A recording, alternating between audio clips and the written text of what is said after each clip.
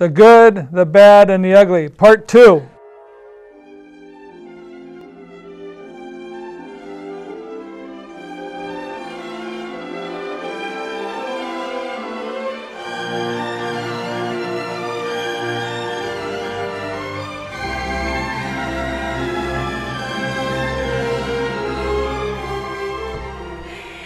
This is Sue Jeffers and Tim-Utz, and this is part 2 of our recap of the legislative session for 2011. And I'll say it again, to paraphrase Mark Twain, nobody's safe when the legislature's in session. And unfortunately, it's over, but we're not done by a long shot. No, we got a new form called special session where we get to spend more money on our legislators to do their job. And the part about the special session that makes me the most upset is it's done behind closed doors, under the cover of darkness. There's no transparency, there's no accountability, and it makes me angry that a lot of the things that we fought against this past session are going to end up law, and we won't find out about it until Mark Dayton inks it. And he will agree with the Republicans, and everybody will be in agreement before they even open up session. So we'll only have a few hours of knowing what's really going on. Right, and for the listeners, let's just get some of the facts out there. The budget for 2010 and 2011 biennium, $30.1 billion. The budget for 2012 and 2013, $34 billion. The amount of money Governor Dayton wants, $37 billion. That's big increase. Big increase. Minnesota still has a spending problem. Yes, and besides that, we have other budgets too, giving us a total of a little over $60 billion in spending over the biennium because we get federal aid on a whole bunch of 4,000 different checks from federal government in Minnesota and other departments and whatnot. So we got $60-some billion. Right, and the dedicated spending. Funding stream. So Correct. Minnesota clearly has a spending problem. This is the biggest budget in the history of the state of Minnesota. Don't let anyone tell you that Minnesota's broke or that we aren't funding the things that need to be funding for the state of Minnesota. We are funding the things that need to be funded and then some. Right. And if you think that we previously 4 years ago we were spending too much, as the budgets increase, we haven't changed fundamentally how state government functions and runs. We can talk all we want, but the facts are as long as government keeps growing at these rates, which is 2 to 3 times inflation, then there is no change in the structure of how government functions. And I want to stress again, this is the first day of the first part of the legislative session. This year we were supposed to be focused on the budget. Next year we're supposed to be focused on bonding. You can count on, during this Let's Make a Deal special session going on right now, that there will be a bonding bill as well as a north of $34 billion budget. And we can expect to see a stadium bill tucked in there too and a few other goodies. Okay, I want to spend a little bit of time now talking about how did we get to this $34 billion budget. The state of Minnesota had a budget forecast.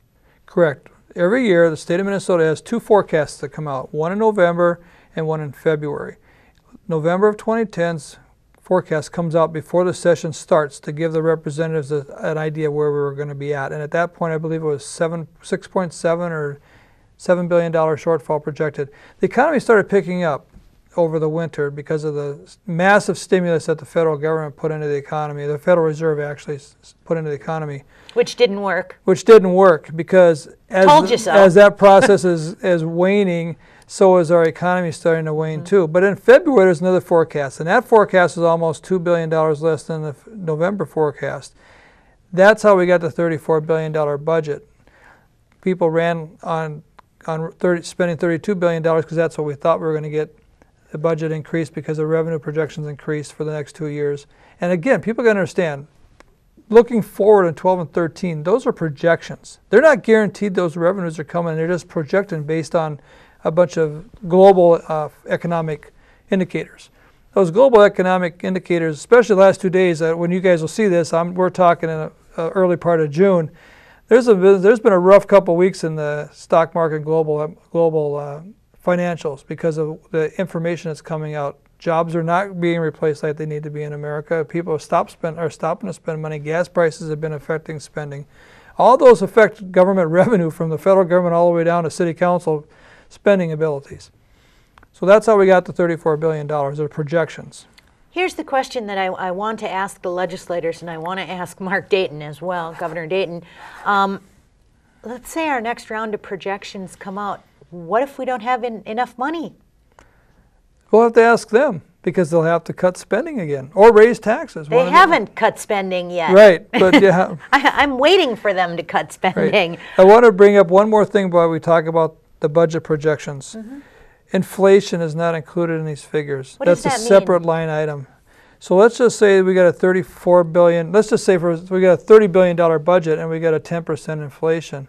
That means the cost of doing business for government will go up $3 billion without doing anything, because the pencils cost more, gasoline costs more for the police officers, buying a squad car, a fire truck, or paying salaries and compensation and benefits to state employees will go up.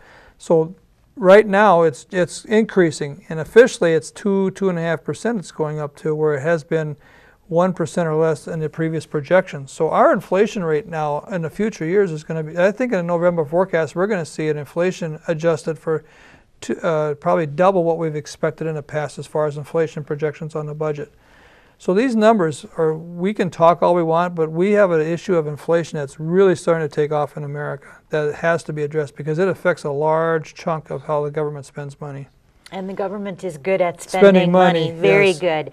One of the areas that I want to touch on now is, you were down there on the last day of the legislative session, and right there in our Constitution, right there it says, passage of bills on the last day of the session prohibited.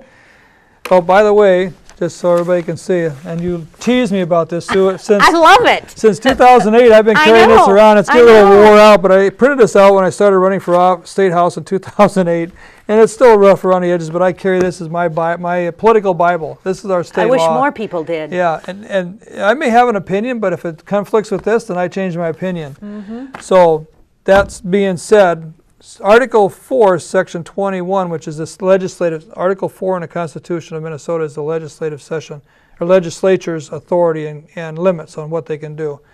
And like you said, the title was, "The passage of bills on last day of session prohibited. No bill shall be passed by either house upon the day to prescribe for adjournment," which this year was Monday, let me get it right, May 23rd. May 23rd.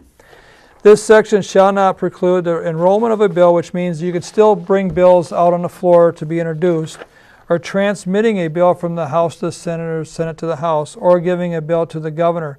But it does not allow you to pass a bill on the last day of session. Now, but they did. Now, just so people know, this process... It says prohibited. Prohibited. This process has been going on for a long time, Sue. And the reason it's going on is because we, the people, are asleep at the wheel. Yes. And as long as we let our legislators get away with this kind of stuff, it's going to continue. We need to hold our legislators accountable. And that's Republican and Democrat. This isn't about party issue. Exactly right. This is about complying with the supreme rule of law, which is our state constitution. And within that structure, then we can talk and discuss, negotiate, argue, and pass law.